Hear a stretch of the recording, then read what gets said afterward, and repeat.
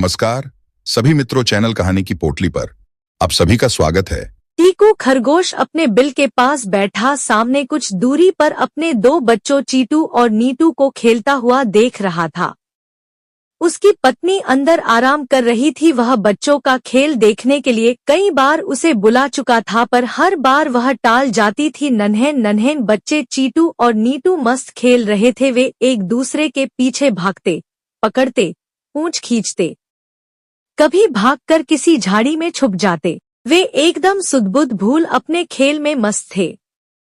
अचानक एक भेड़िया उधर आ निकला। टीकू की नजर उस पर पड़ते ही वह जोर से चीखा, बच्चों भागो। स्वयं तो वह तेजी से बिल में घुस गया, लेकिन बच्चे जब तक सचेत होते और समझते कि क्या बात है, तब तक भेड़िया उनके ठीक सामने आ गया। दोनों की तो जान ही सूख गई। भेड़िए ने अपनी जुबान लपलपाई। वह सोच रहा था, वाह, आज तो खरगोश का नर्म नर्म गोश्त खाने को मिलेगा। यह सोचकर ही भेड़िए के मुंह में पानी आ रहा था। चीटू और नीटू सहमे से खड़े एक दूसरे की तरफ देख रहे थे। वह भाग भी नहीं सकते थे। वे समझ रहे थे भागने की कोशिश करने पर भेड़िया एक ही छलांग में उन्हें दबोच लेगा। मौत एकदम सामने खड़ी थी। भेड़िया घूरकर उन दोनों को देख रहा था। बचने का कोई रास्ता न देखकर नीटू ने चीटू को आंखों ही आंखों में कोई इशारा किया और धीरे धीरे भेड़िए की तरफ बढ़ा। नीटू, चीटू धीरे से फुसफुसाया। चिंता न करो, नीटू ने कहा। भेड़िए को आश्चर्य हुआ कि खरगोश का बच्चा अपने आप मौत के मुंह में चला आ रहा है। नीटू के नजदीक आते ही भेड़िए ने उसे पकड़ने के लिए अपना पंजा आगे बढ़ाया। तब तक नीटू ने धड़कते हुए दिल से चट से कहा, चाचा जी प्रणाम।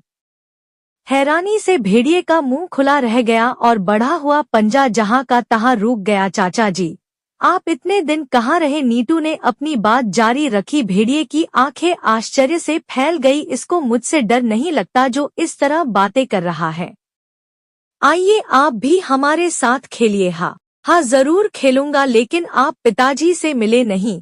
तो अभी मिलाता हूँ। यही तो थे, कहाँ गए? भेड़िया मन ही मन बहुत खुश हुआ कि एक और आ रहा है। 3-3 हो जाएंगे मेरे लिए 2 दिन का पूरा भोजन। भेड़िए ने प्रेम दिखाते हुए कहा। हाँ बुलाओ, उनसे भी मिल ले, फिर तुम लोगों के साथ खेलूंगा। अभी बुलाता हूँ, नीटू ने कहा। फिर चीटू से बोला, चीटू ओ चीटू, देख तो पिताजी कहाँ गए? कह दो चाचा जी आए हैं मिलने, जल्दी बुला ला।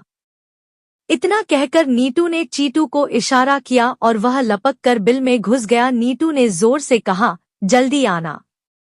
जल्दी आऊंगा, चीटू की आवाज बिल के अंदर से आई।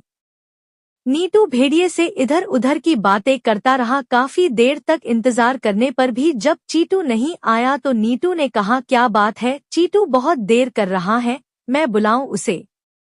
बुलाओ, बहुत देर हो गई, भेड़िए ने बेसब्री से कहा। बिल के पास जाकर नीटू ने आवाज लगाई, चीटू ओ चीटू, तुम बाहर क्यों नहीं आते? चाचा जी कब तक खड़े रहेंगे? पिताजी को लेकर आओ। नीटू, मैं पिताजी को समझा कर हार गया, वे नहीं आते, तुम ही आकर मनाओ। बताओ ना, चाचा जी बुला रहे हैं, वे नहीं मानते। अच्छा मैं आकर देखता हूँ, कहकर नीटू ने भेड़िए से कहा। आप 2 मिनट इंतजार करें, मैं अभी पिताजी को मना कर लाता हूँ। हाँ जाओ, लेकिन जरा जल्दी आना। बस अभी गया, अभी आया, कहता हुआ नीटू भी एक ही छलांग में बिल के अंदर घुस गया। भेड़िया मन ही मन बहुत खुश था कि अब तीनों एक साथ बाहर आएंगे। तभी नीटू ने अंदर से झांकते हुए कहा, चाचा जी अब आप जाइए, हम में से कोई बाहर आने वाला नहीं है। भेड़िए का मुंह लटक गया और अफसोस करता अपने रास्ते चल पड़ा।